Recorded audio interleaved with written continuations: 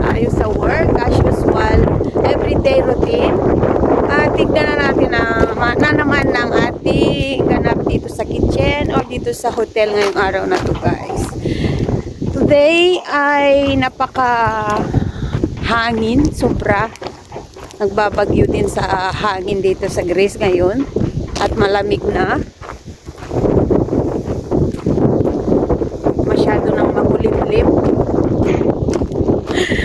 Palapit na ng uwi namin, guys. Pabalik na ng Athens. Pero sobra ng lamig dito sa island ngayon.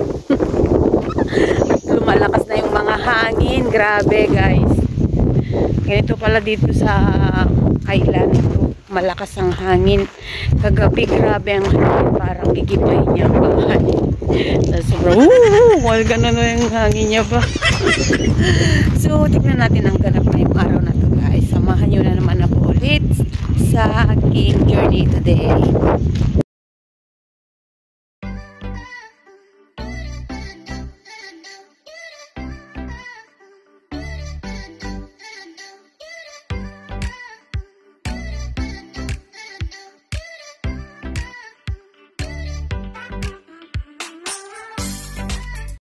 Yan, guys, tignan natin yung yung niluluto namin na para sa staff ngayon. Ito yun, guys. Oh. Ito, guys, yung niluto kong sweet and sour na meatballs.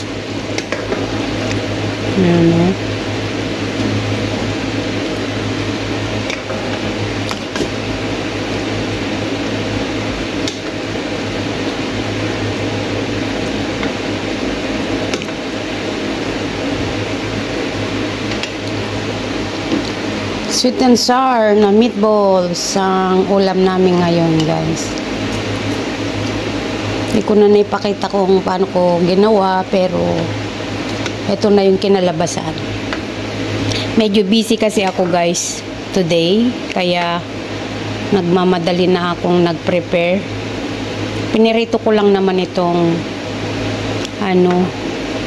giniling na baka. Nilagyan ko siya ng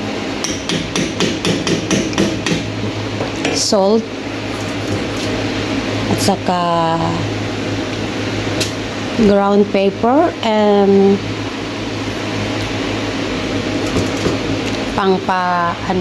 flour. Tapos ipinirito ko lang siya, guys.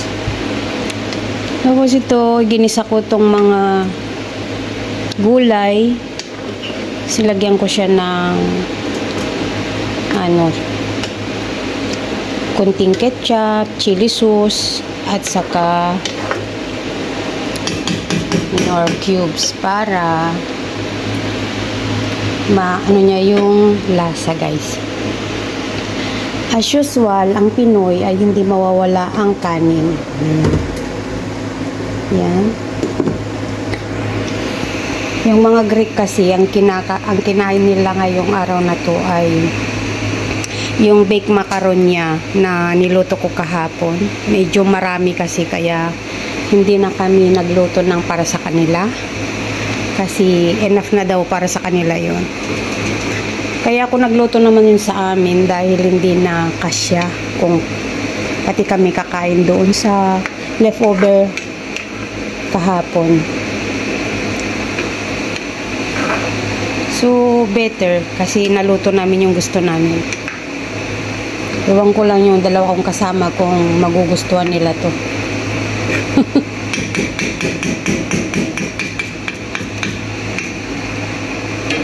So, ito yung food namin for today.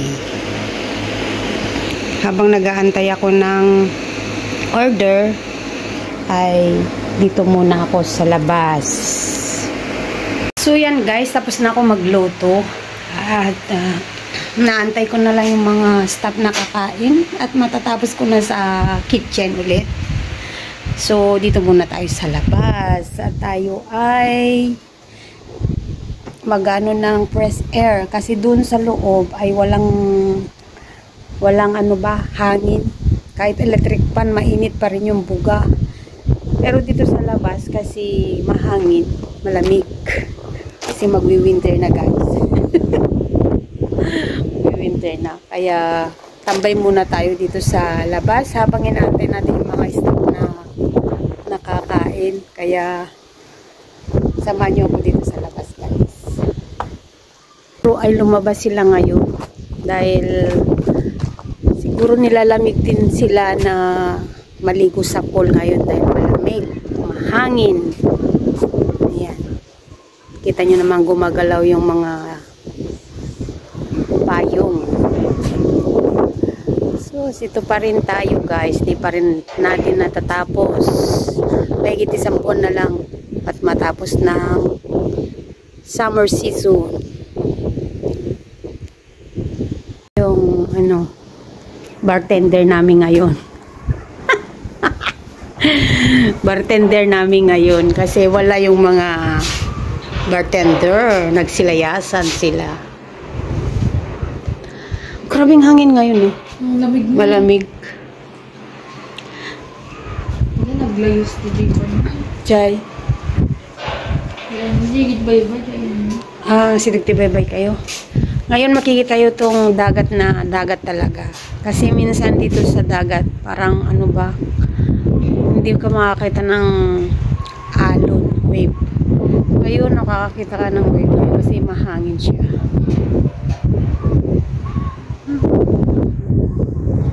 Kain na tayo, guys. Oh my God! This is it. Ito naman kay Desa.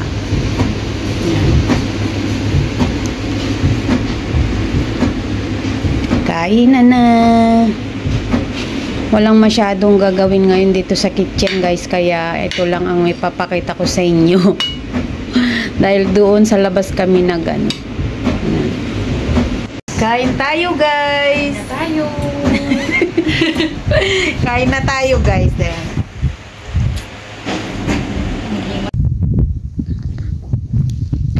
Ayan, guys, so hapon na. Tingnan nyo naman ang kapaligiran namin ngayon. Masyado siyang mahangin, guys. Oh. Ayan. At ngayon tapos na tayo. Tapos na ang ating duty at pauwi na tayo, guys. Ayan. Grabe ang lamig ngayon. My goodness. Tingnan nyo ang dagat ngayon, no?